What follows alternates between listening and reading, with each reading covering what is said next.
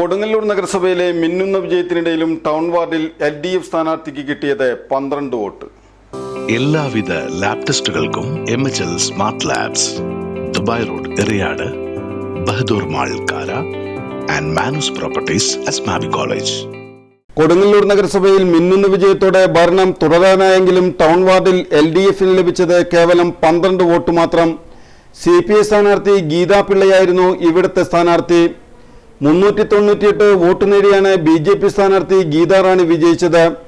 UDF സ്ഥാനാർത്ഥി AC അനിതയ്ക്ക് 97 വോട്ടുകൾ ലഭിച്ചു. നഗരസഭയിലെ LDF സ്ഥാനാർത്ഥി നേടുന്ന ഏറ്റവും കുറവ് വോട്ടാണ് ലോകമല്ലേശ്വരം വില്ലേജിലെ ടൗൺ വാർഡിൽ നേടിയത്. ലോകമല്ലേശ്വരത്തെ 6 വാർഡുകളിലാണ് CPI മത്സരിക്കുന്നത്.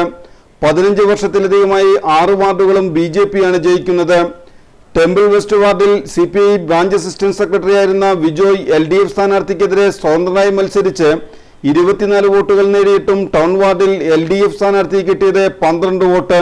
ഇത് വരും ദിവസങ്ങളിൽ ചർച്ചയായേക്കാം. CPI മണ്ഡലം കമ്മിറ്റി ഓഫീസിരിക്കുന്ന വാർഡിലാണ് LDF സ്ഥാനാർത്ഥിക്ക് കെട്ടിവെച്ച പണം നഷ്ടമായത്. ഒരു കാലഘട്ടത്തിൽ CPIയുടെ പൊന്നാപുരം കോട്ടയായിരുന്ന വാർഡുകളാണ് CPIക്ക് അന്യം നിന്നു പോകുന്നത്.